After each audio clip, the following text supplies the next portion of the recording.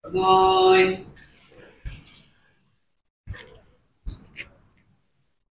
Assalamualaikum warahmatullahi wabarakatuh. Ustaz Zahid. Assalamualaikum warahmatullahi wabarakatuh. Ustaz Zahid. Assalamualaikum warahmatullahi wabarakatuh. Khabar semua? Mari kita baca doa sama-sama.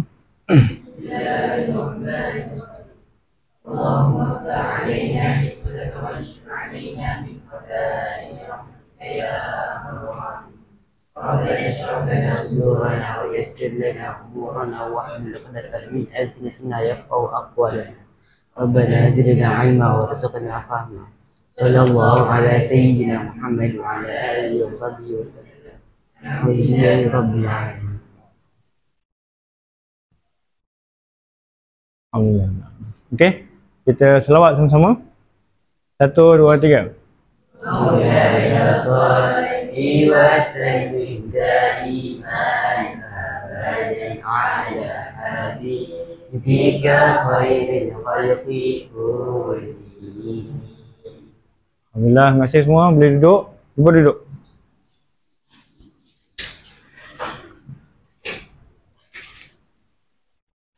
Okey, untuk peringkat awal, kita sama-sama saksikan video dan mohon beri perhatian. Lepas ni kamu akan bersedia untuk ulas video ni. Okey? Boleh?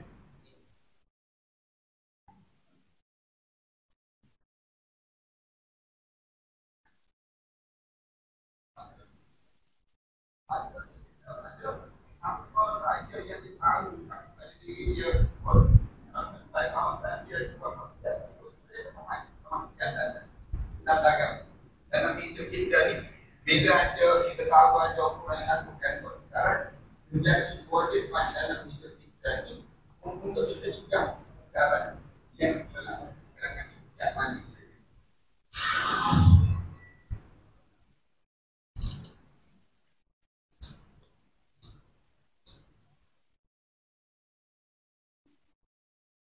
Rasulullah SAW sebut, wahai manusia, jika kamu tengok orang yang melakukan kezaliman, tiba-tiba kamu tak tahan, kamu tahan dan disebut dengan kezaliman tadi, kemungkaran tadi, maka Allah akan kenakan azab ini kena semua sekali orang yang tak tahan kemungkaran yang berlaku. Ini kita bernampaklah atau yang berlaku di Palu itu dengan kita tengok bila Allah SWT turunkan azab, Allah ambil beriman ke berbela ke bersiap ke kemudian lebih-lebih lagi. Maknanya siapa-siapa yang terlibat dengan kerja yang demikian, yang dia tengok maksiat, tiba-tiba dia tak tahan maksiat. Allah turun pada kena ada siapa sahaja dia lagi tahu kata diri dia sebut tak ada apa dia buat maksiat, tiba-tiba dia tak tahan maksiatan dan agama. Dalam pemikiran, bila ada kita tahu ada orang yang melakukan perkara, menjadi kewajipan dalam hidup kita ni untuk kita cegah perkara yang berlaku di kalangan setiap manusia. Ini cara yang diajar supaya macam kita sebut sebelum daripada ni, macam kalau kita naik kapal terbang, naik kapal terbang, buat seorang dia buat gila-gila apa dia lemas, dia rasa dia lemas. Dan ada orang yang kalau terbang, dia naik kapal terbang, dia rasa dia tak boleh nafas. Makin lama tinggi, makin tak boleh nafas. Ini ada juga orang kan, yang tak boleh nafas tu, dia kata dia nak buka pintu kan. Dia nak buka pintu dia soal. Nak suruh dapat angin, dia pergi dekat pintu, dia buka pintu tu. Rasa kalau ada orang lain tak tahan, patutlah mengopang. Inilah boleh. Jangan ada seorang pun yang buat gila, takkan berubah. Ini dah demikian juga ada dunia ini. Ada dunia ini. Jangan ada seorang pun yang buat maksiat. Kalau ada seorang buat maksiat, tiba-tiba kita tak tahan maksiat yang dilakukan itu, dia umum Rasulullah SAW sebut, ya Allah bila Allah nakkan semua dengan azab dan Allah kenakan bagi kami dengan keadaan seperti ini.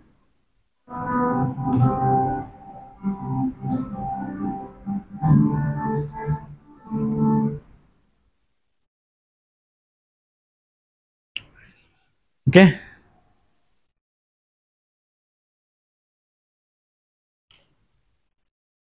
Alhamdulillah wassalatu wassalamu ala Rasulillah wa ala alihi wa sahbihi wa man walah. Amma ba'd. Selesai untuk tadi video yang ditayang di depan tadi. Juga hadis Nabi SAW, dan dalam Al-Quran juga ada ceritakan tentang ayat itu. Cuma peringkat permulaan ni, selepas nonton video ni saya nak tengok respon kamu semua, apa yang kamu faham di sudut video yang tadi. Okey, boleh seorang? Banin? Banat? Silakan. Bila kita nampak kemungkaran, menjadi kewajipan kepada kita sebagai orang Islam untuk mencegah kemungkaran. Masya Allah. Okey, tepukan untuk Aiman.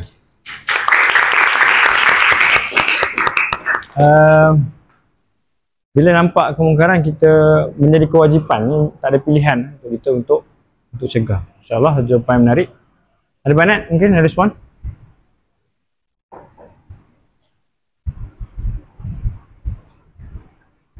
Awak semua tertunduk ni. Silakan. Apa nak respon pada video yang kita tonton ni?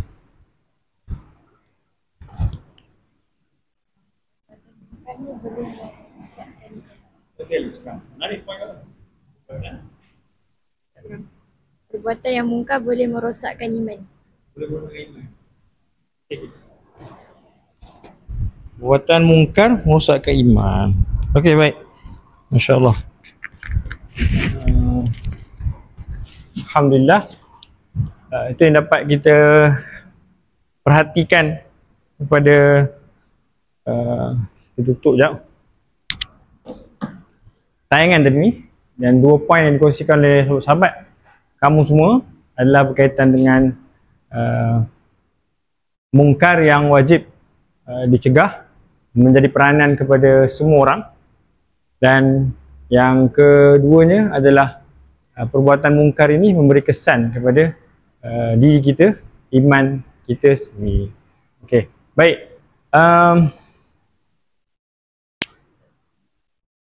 Jadi insyaAllah untuk hari ini kita akan sama-sama mempelajari berkaitan dengan pelajaran yang ke-9, mungkar dicegah hidup barakah. Itu tajuk kita lah, insyaAllah. Hasil daripada pembelajaran kita pada hari ini akan membawa kita kepada pengertian ataupun peranan kita terhadap apakah tindakan yang patut kita buat ketika mana kita melihat sesuatu kemungkaran. Yang kedua adalah tanggungjawab kita terhadap perkara-perkara mungkar. Tanggungjawab kita terhadap perkara mungkar ni, ada tanggungjawab yang perlu kita gerakkan, iaitulah kita perlu cegahkan. Kalau dalam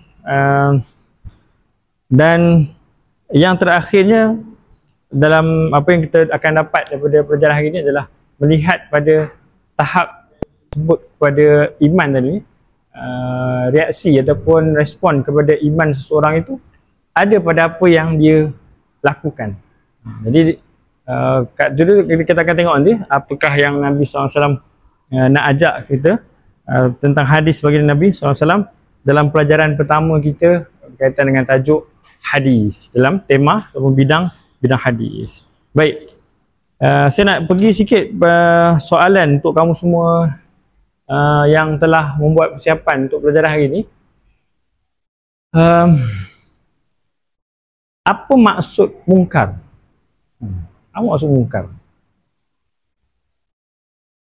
Dia bahasa apa ni? Bahasa Melayu? Harap. Jadi bahasa apa mungkar ni?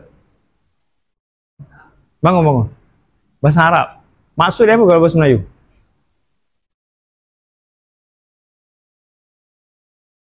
Apa yang pada ilmu Abdullah Mujahid? Pada ilmu Abdullah Mujahid.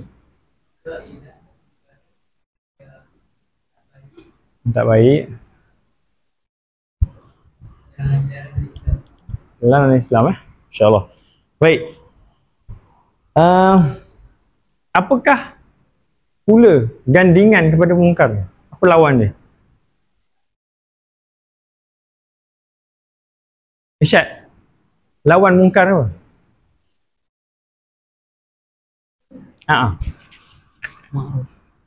Ada lawan dia? Tak ada?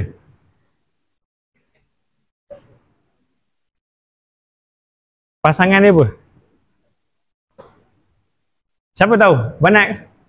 Correct apa dia? Taat. Okey, ada jawapan lain? Aiman dah tadi jawapan lain. Okey, kali sini. Ma'ruf. Okey. Tepukan untuk Kalisi. Dan terima kasih kepada semua yang yang terlibat. Baik. Dua-dua bahasa Arab. Mungkar. Okey. Yang lawannya adalah ma'ruf. Ma'ruf. Okey. Ada tak dalam Quran? Ada. Kat mana ada? Ayat Quran yang kamu dah hafal tu. Kaitkan. Okey. Fakta pertama yang kita nak kongsikan adalah tidak ada satu pun perkataan mungkar dalam Al-Quran kecuali digandingkan dengan ma'ruf. Ataupun yang lebih tepat sekali, bila Allah SWT menyebut ta'muruna bil ma'ruf, mesti gandingannya adalah Nek Marisa. Gandingannya adalah gandingan ta'muruna bil ma'ruf mesti digandingkan dengan wa tanhauna 'anil munkar. Begitu keadaan di dalam Al-Quran Karim. Dia seakan-akan seumpama kalau kita baca tentang solat, dia ganding apa solat ni? Solat dengan zakat. Dia rapat. Dia sukar untuk dipisahkan.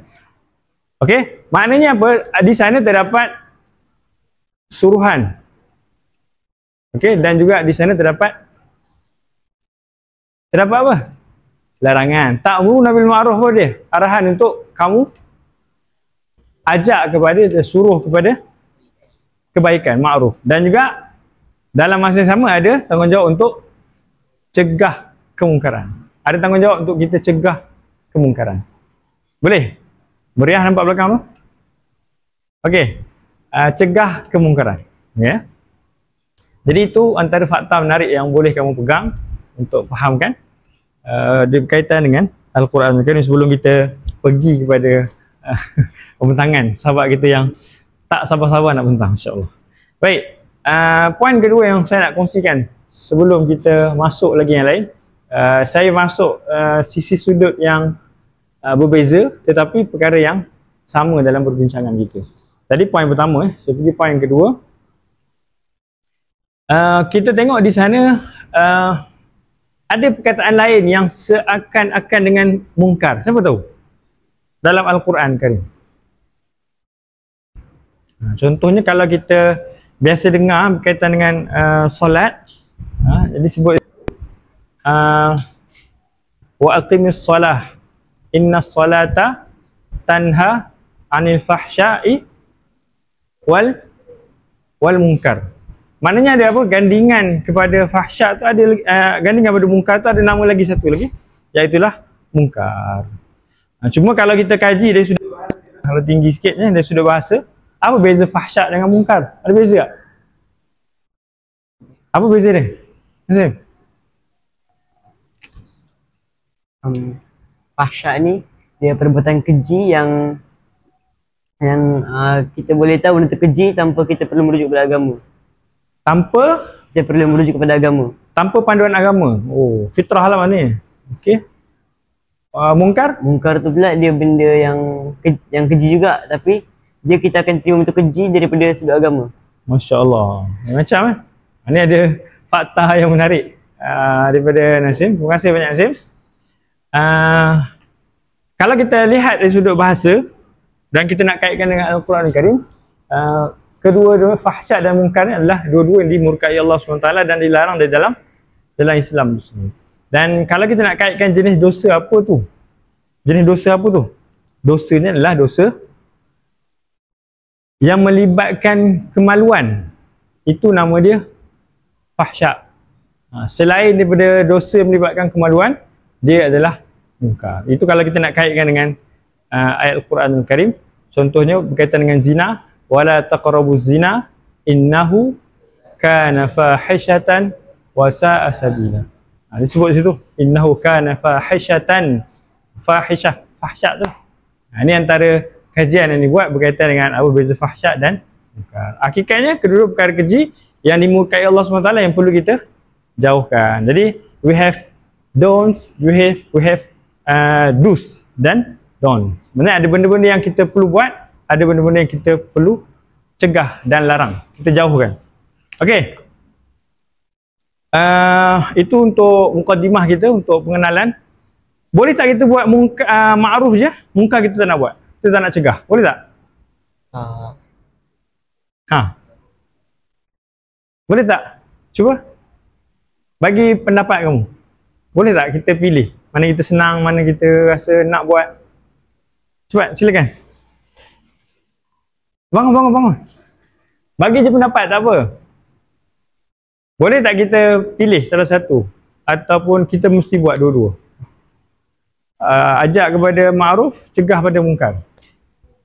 Mesti dua-dua. Salah satu tak boleh? Okey? Baik, terima kasih banyak. Itu yang disebut. Kalau kita perhati, pada awal tahun lepas kamu dah hafal dah. Kat mana ayat dia? Ayat Quran dia.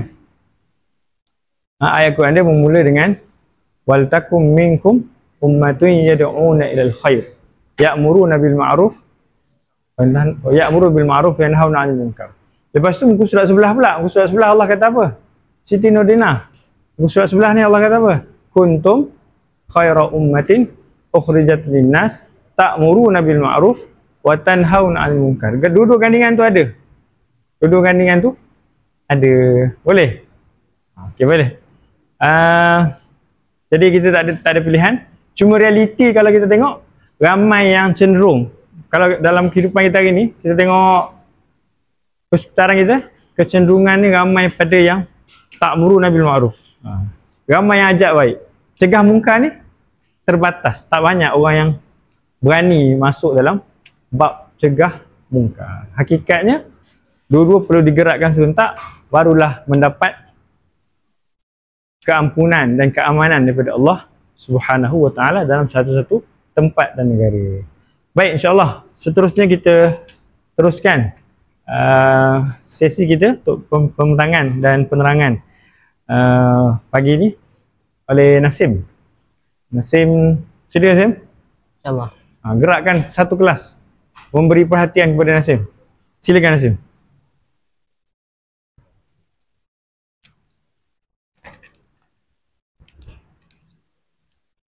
Bismillahirrahmanirrahim. Assalamualaikum warahmatullahi wabarakatuh. Assalamualaikum. Jadi pada pagi ini berdirinya saya di sini akan membentangkan tajuk pelajaran yang ke-9, iaitu munkar dicegah, hidup berkat. An Abi Sa'id Al-Khudri radhiyallahu anhu qala sami'tu Rasulullah sallallahu alaihi wasallam yaqulu man ra'a minkum munkara falyughayyirhu bi yadihi fa in lam yastati' fa bi lisanihi fa in lam yastati' fa bi qalbihi wa dhalika adhaful iman. Untuk sekarang saya akan minta Zikril untuk bacakan maknanya.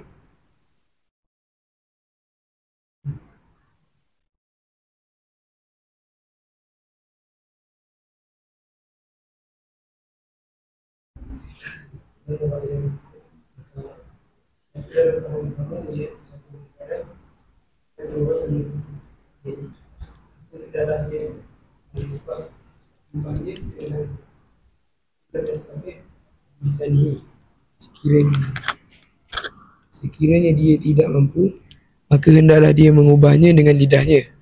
Fa illam yastati' fa bi qalbihi. Sekiranya dia tidak mampu, maka hendaklah dia mengubahnya dengan hatinya. Wa dzalika adhafu al-iman. Dan mengubah dengan hati, itulah selemah-lemah iman. Okey, terima kasih Zikril. Suara dia. Jadi sekarang kita tengok perawi hadis ni. Siapakah Abu Sa'id Al-Khudri? Abu Sa'id Al-Khudri adalah salah seorang daripada pakar hadis dalam kalangan sahabat. Nama penuhnya ialah Sa'id bin Malik bin Sinan. Beliau berasal daripada kaum Ansar suku Bani Khazraj. Beliau memeluk Islam sejak kecil. Beliau pernah menjadi mufti di Madinah dan wafat di sana pada tahun ke-74 Hijrah. Maksud munkar. Munkar pada bahasa ialah perbuatan atau perkataan yang dianggap buruk oleh akal yang sihat. Pada istilah pula, munkar ialah perbuatan atau perkataan yang ditegah oleh syarak atau melanggar perintah Allah. Jadi kat sini siapa yang boleh bagi contoh apa perkara-perkara munkar ni?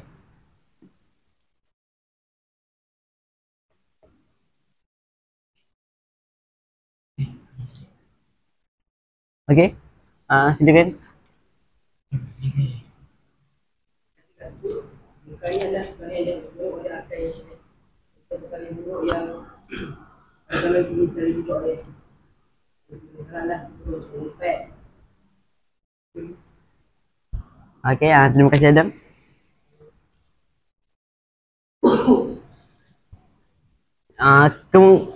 Kemungkaran ni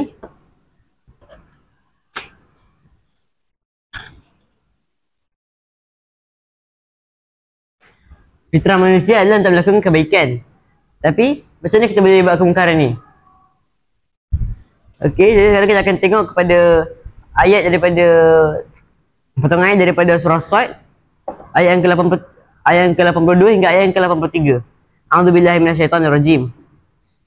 Qala fa bi'izzatika la ughwiyannahum ajma'in illa 'ibadaka minhumul mukhlasin. Surah Al-Azim.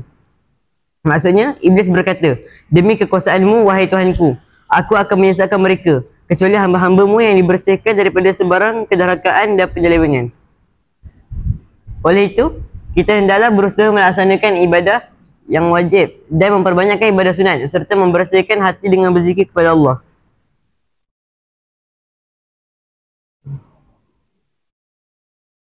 Hukum menangani kemungkaran.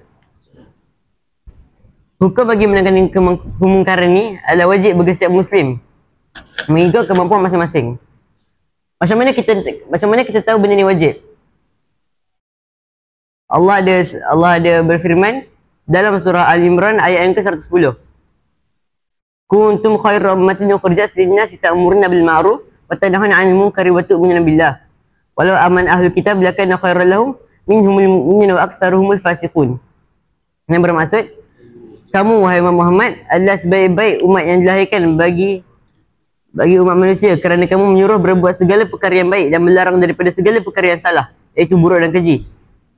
Serta kamu pula beriman kepada Allah dengan sebenar-benarnya. Dan kalaulah ahli kitab, iaitu ahli kitab daripada kalangan Yahudi dan Nasrani, itu beriman sebagaimana yang semestinya, tentulah iman itu menjadi baik bagi mereka. Tetapi antara mereka ada yang beriman dan kebanyakan mereka adalah orang yang fasik. Kat sini dia ada sebutkan pasal menegah kemungkaran. Macam mana cara kita nak menangani kemungkaran ni? Kemungkaran perlu ditangani secara berhikmah, iaitu menggunakan pendekatan yang betul, sesuai dan berkesan. Dengan ini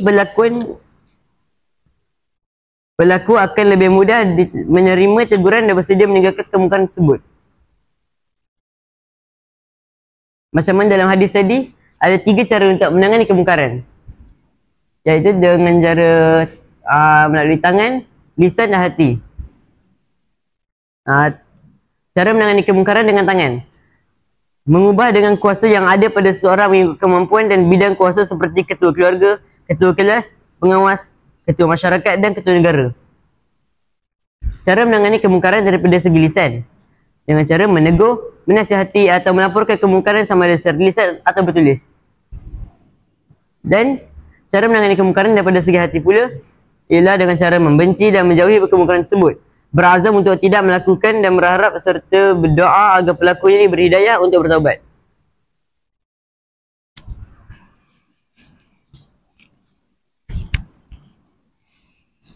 Hikmah menangani kemungkaran. Yang pertama, kita dapat meningkatkan kualiti diri melalui nasihat dan teguran. Mewujudkan masyarakat yang harmoni kerana bersikap prihatin. Dan yang terakhir, negara aman sejahtera kerana mendapat keredaan Allah Subhanahu Wa Taala. Pengajaran kita dapat daripada hadis yang pertama yang dibacakan tadi. Sebagai umat Islam, kita hendaklah mencegah kemungkaran dengan kuasa dan kemampuan yang ada seperti menguasakan undang-undang atau peraturan. Yang kedua, menangani kemungkaran secara lisan atau tulisan seperti nasihat dan teguran yang membina. Dan yang terakhir, membenci kemungkaran dalam hati dan berusaha untuk menjauhinya. Jadi, kesimpulan kita boleh buat dekat sini, kita sebagai umat Islam adalah tanggungjawab kita untuk mencegah kemungkaran. Sekian. Wabillahi taufiq wal hidayah. Assalamualaikum warahmatullahi wabarakatuh.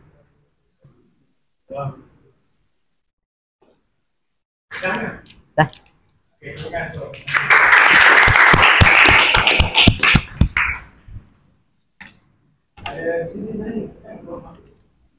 Ada apa soalan tu nasi?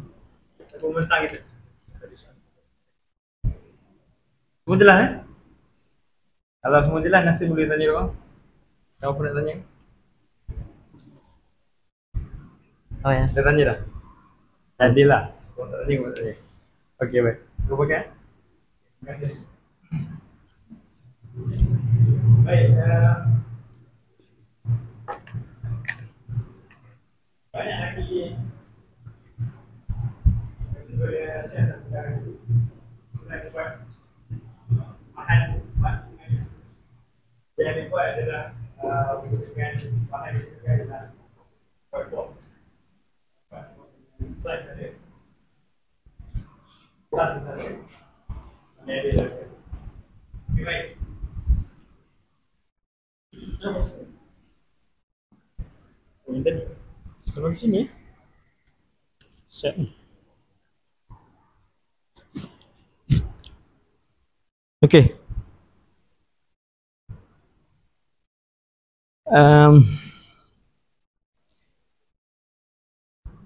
Yang seterusnya yang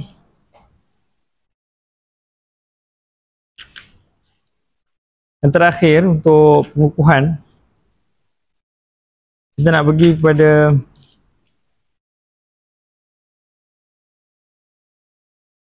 buku. Kamu bawa tak buku tulis? Tahu buku tulis? Tapi buku latihan bawa tak?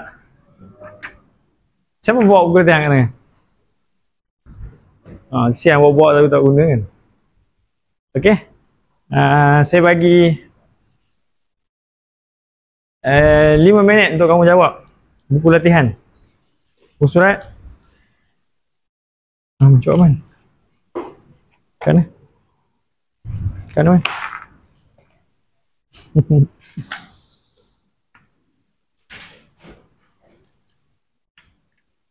Okey, jawab muka surat 30.